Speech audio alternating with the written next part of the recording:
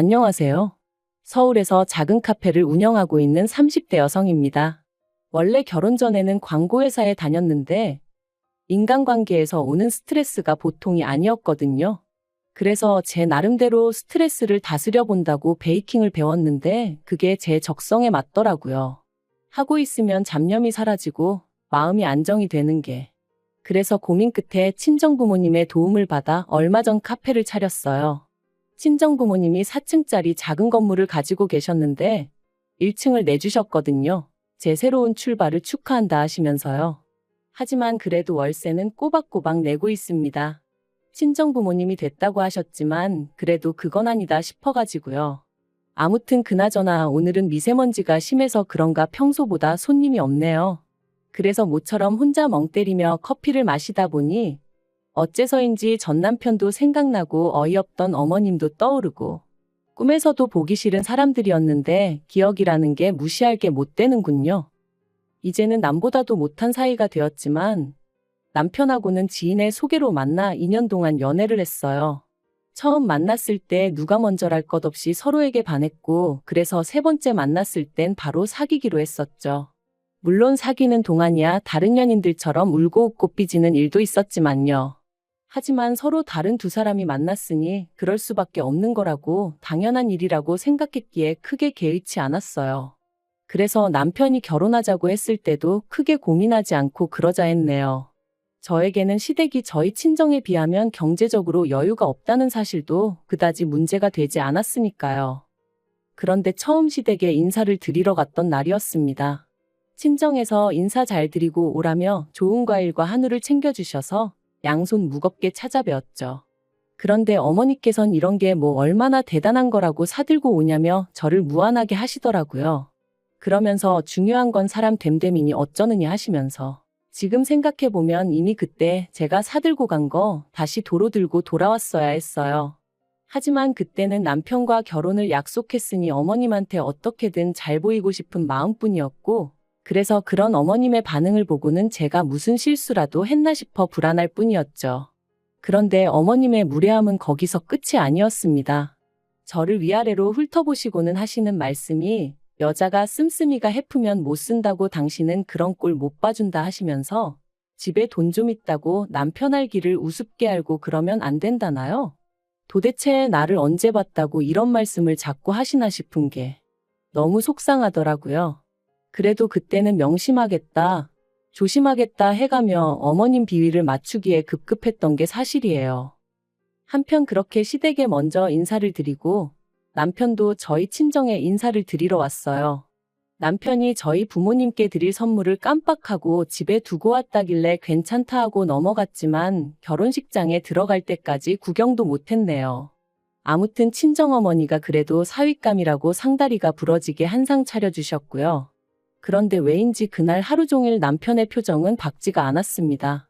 그래서 제가 왜 그러냐고 몇 번이나 물었더니 나중에서야 저희 집이 자기 생각보다 훨씬 부자라서 놀라서 그랬다나요? 한편 얼마 후 상견례 자리에서 어머님이 생각지도 못한 말씀을 꺼내셨어요. 집을 해주시겠다고 하셨거든요. 저는 깜짝 놀라서 안 그러셔도 된다 했습니다. 저희 친정부모님도 요새가 어떤 시대인데 남자라고 무조건 집을 해오기를 바라겠느냐고 그러지 말고 그냥 양가에서 조금씩 도와주자 하셨고요. 하지만 어머님은 계속해서 무조건 집은 당신이 해줄 것이니 그런 줄 알고 있으라대요. 그리고 거기엔 어머님이 덧붙이신 조건이 하나 있었으니 당신이 사주는 집인 만큼 명의만큼은 남편 단독 명의로 해야 한다나요. 솔직히 명의 문제야 어머님 입장에선 당연하다고 생각했기에 저도 친정부모님도 별로 신경 쓰지 않았어요. 오히려 어머님이 너무 당연한 말씀을 하신다는 생각까지 했으니까요. 그리고 사실 그것보다 저나 저희 친정부모님을 진짜로 황당하게 했던 건 알고 보니 어머님이 해주시겠다는 집이 둘이 살기엔 많이 작기도 했고 위치도 별로였다는 거예요. 서울 끝자락에 있는 15평짜리 아파트. 이렇게 말하면 뭐하지만 여기에 굳이 집을 사야 하나 싶었죠.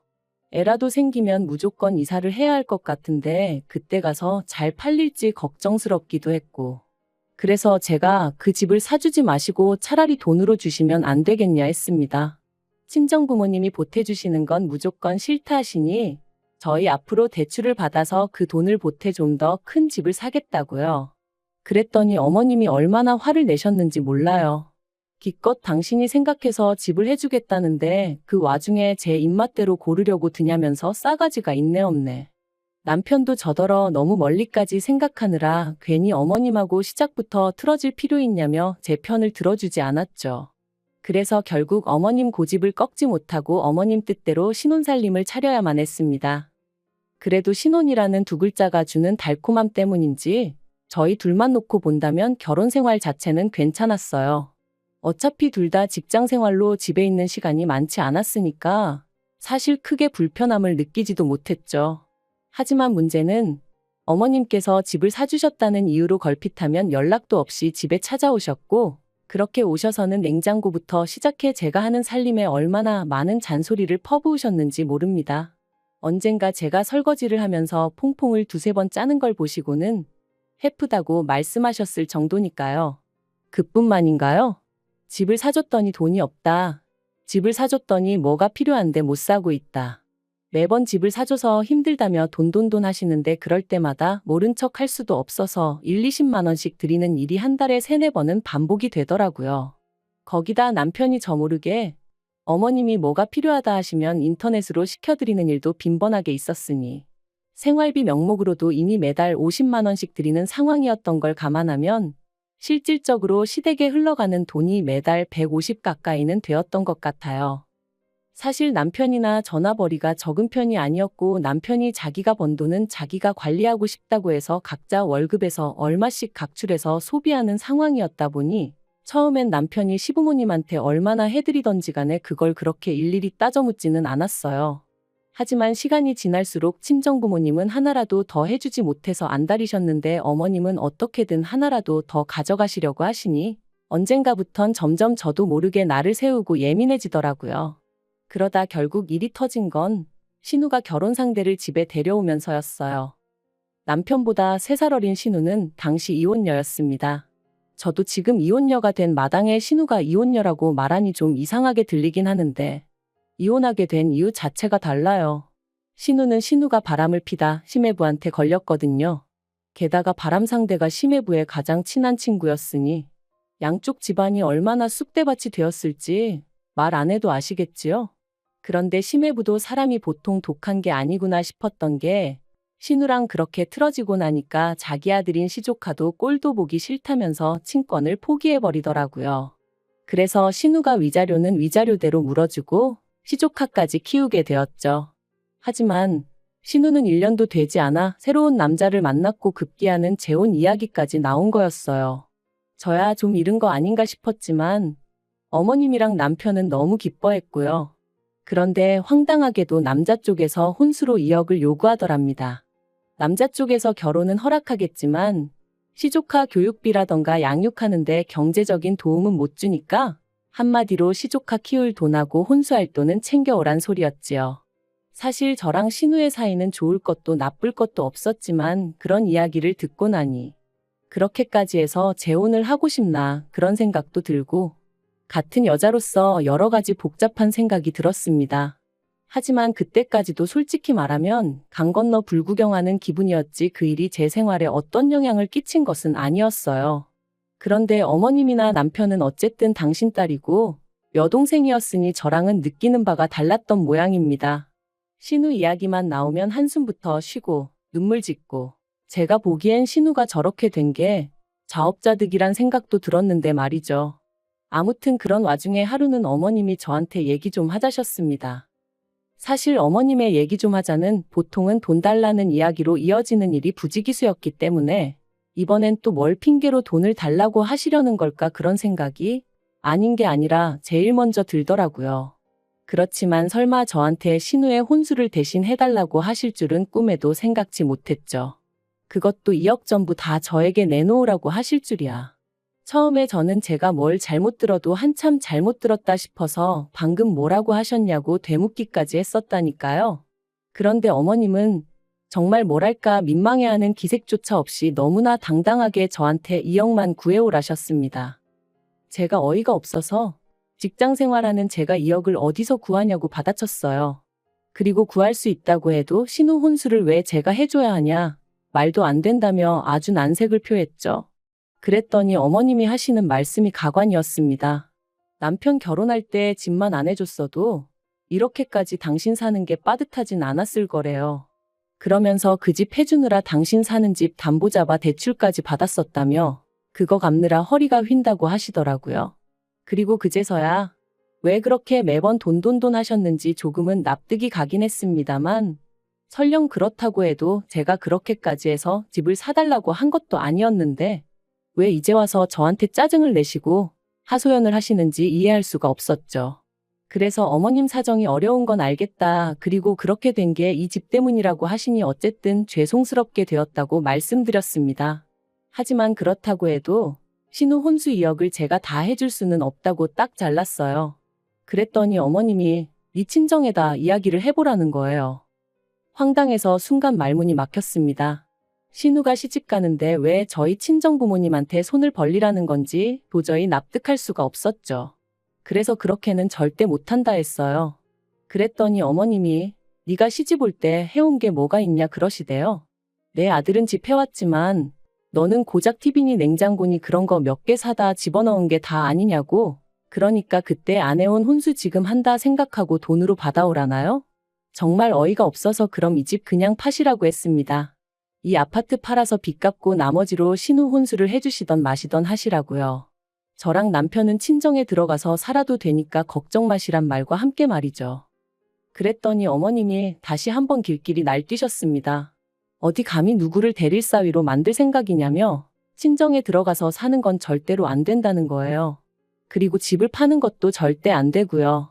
이래도 싫다 저래도 싫다. 무조건 저희 친정에서 돈을 받아오라 우겨대시니 저로서도 참는데 한계가 있지 않았겠어요? 그래서 결국 어머님이 왜 저희 친정 재산을 탐내시냐 했습니다. 마음에도 안 차는 집 꾸역꾸역 해주시고서는 이리저리 돈도 많이 가져가셔놓고 이제는 아예 친정에서 돈을 빼오라는 게 말이 되냐면서 말이죠. 그랬더니 어머님이 어차피 부부는 일심동체라고 저희 사준 아파트가 모르면 그게 남편한테만 좋냐고 저한테도 좋은 일이라 하시면서 저희 친정부모님 재산도 똑같답니다.